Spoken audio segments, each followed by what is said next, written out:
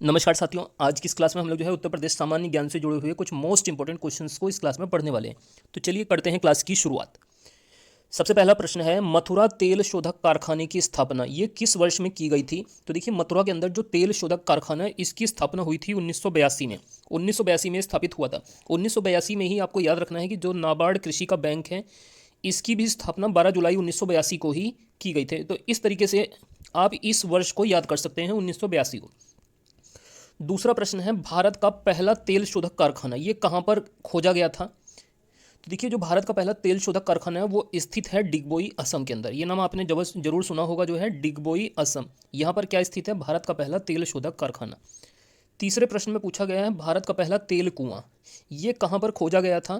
तो ये माकुम, असम के अंदर जो है भारत का पहला तेल का कुआं खोजकर निकाला गया था। मोस्ट इंपॉर्टेंट पॉइंट है ये भी पेपर के लिए। इसके अलावा भारत का सबसे बड़ा तेल शोधक कारखाना कहाँ पर स्थित है? तो देखिए, इंडिया के अंदर जो सबसे बड़ा तेल शोधक कारखाना है ये स्थित है जामनगर। जामनगर कहाँ पड़ता है? गुजरात राज्य के अंदर। तो यहाँ पर जो है उत्तर प्रदेश भारत का जो है सबसे बड़ा तेल शोधक कारखाना है। तो चलिए चारों पॉइंट को एक बार रिवाइज करते हैं। मथुरा तेल शोधक कारखाने की स्थापना 1982 में। भारत का पहला तेल शोधक कारखाना ये स्थित है डिगबोई, असम में। भारत का पहला तेल का कुआं माकुम, असम में। और भारत का सबसे बड़ा तेल शोधक कारखाना स्थित है जामनगर, गुजरात के अंदर। चारों पॉइंट ये मोस्ट इंपॉर्टेंट हैं, तेल शोधक कारखाने से संबंधित ये चारों प्रश्न हैं। अगला पांचवा प्रश्न है, उत्तर प्रदेश में पशुपालन विभाग की स्थापना कब की गई थी? तो देखिए, उत्तर प्रदेश के अंदर पशुपालन विभाग की स्थापना हुई थी 1944 में। किस वर्ष हुई थी? 1944 में। ऐसे याद कर लीजिए, पशुओं के कितने पैर होते हैं? 4। तो 4 4 1944। इस प्रकार से आपके याद रह जाएगा। अगला प्रश्न है, छठा प्रश्न है, पूर्वी उत्तर प्रदेश की पहली केबल कार सेवा इसकी शुरुआत कहाँ पर की गई है? तो देखिए, पूर्वी उत्तर प्रदेश की पहली केबल कार सेवा ये शुरू की गई है मिर्ज़ापुर में। मिर्ज़ापुर जिले में जो है इसको शुरू किया गया। आपसे पूछा जाए उत्तर प्रदेश का सबसे पूर्वी जिला, तो आपको बताना है बलिया। बलिया उत्तर प्रदेश का सबसे पूर्वी जिला है। पश्चिमी जिला शामली है। सबसे उत्तरी जिला सहारनपुर है। सबसे दक्षिणी जिला सोनभद्र है। इस चीज़ को भी आपको याद रखना है।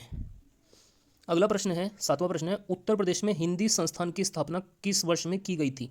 तो देखिए, उत्तर प्रदेश में हिंदी संस्थान की स्थापना 1976 में की गई थी, लखनऊ में ये स्थित है उत्तर प्रदेश हिंदी संस्थान।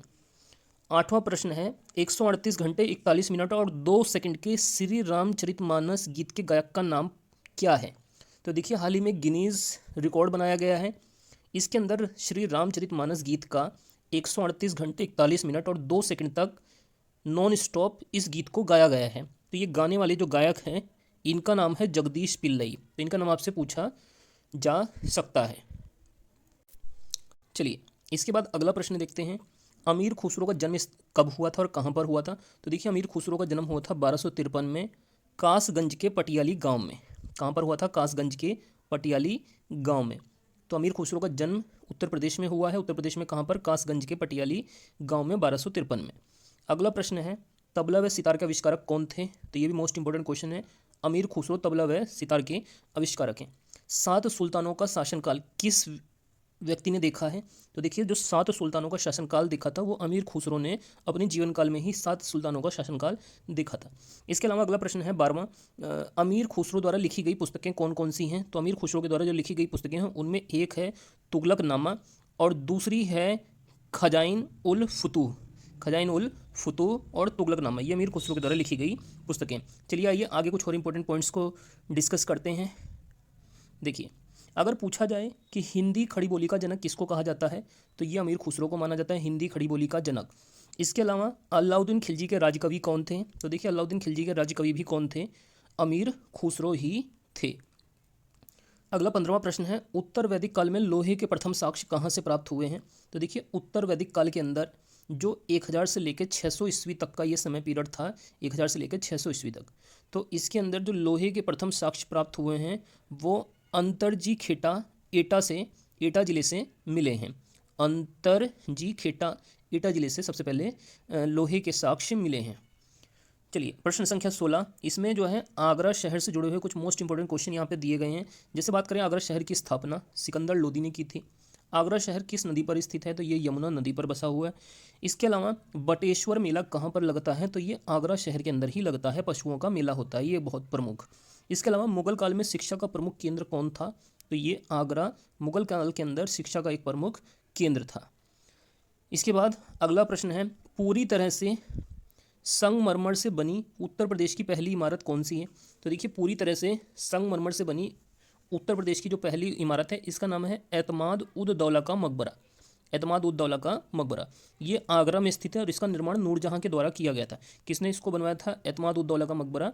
तो ये नूरजहां के द्वारा बनवाया गया था, आगरा में ये स्थित है। और ये किससे निर्मित था? पूरी तरह से संगमरमर से। देखिए अगला प्रश्न है प्रश्न संख्या 18। इसमें हम लोग जो है फतेहपुर सीकरी से जुड़े हुए कुछ मोस्ट इंपॉर्टेंट क्वेश्चंस को डिस्कस करेंगे। तो देखिए बात करें अगर फतेहपुर सीकरी की, तो इसकी स्थापना हुई थी 1571 में। और फतेहपुर सीकरी की स्थापना की थी किसने? अकबर ने इसकी स्थापना की थी। इसके अलावा अनारकली का मकबरा भी कहाँ स्थित है? ये फतेहपुर सीकरी में ही स्थित है, आगरा के अंदर। इसके अलावा बुलंदर, हाँ एक चीज़ आपको ये ध्यान रखनी है कि ये फतेहपुर सीकरी कहाँ पर स्थित है? आगरा में स्थित है। इसके अलावा अनारकली का मकबरा ये भी कहाँ पर स्थित है? फतेहपुर सीकरी में स्थित है।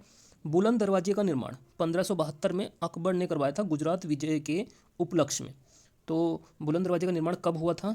तो ये किया गया था 1572 में। किसने करवाया था? अकबर ने। क्यों करवाया था? गुजरात विजय के उपलक्ष्य में इसका निर्माण करवाया था।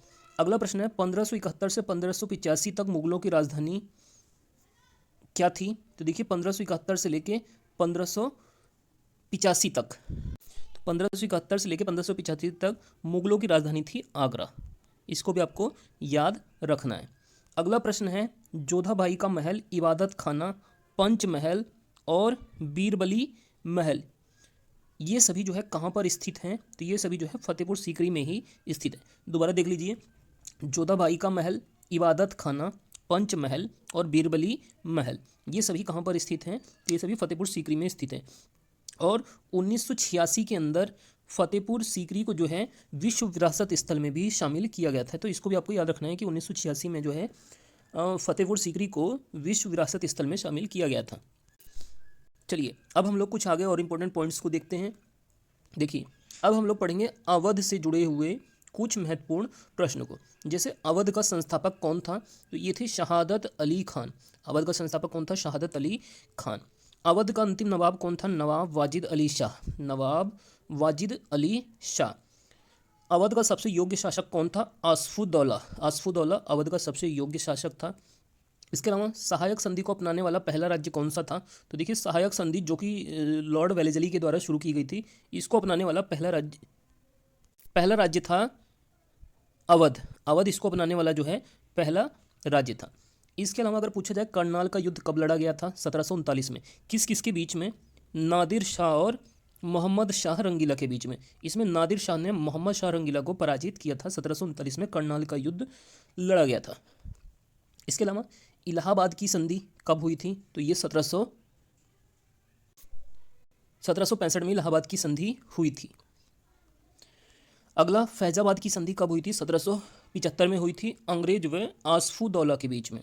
अंग्रेज व आसफुद्दौला के बीच में फैजाबाद की संधि हुई थी 1775 में। इसके अलावा बड़ा इमामबाड़ा और छोटा इमामबाड़ा दोनों कहाँ पर स्थित है? लखनऊ के अंदर स्थित है।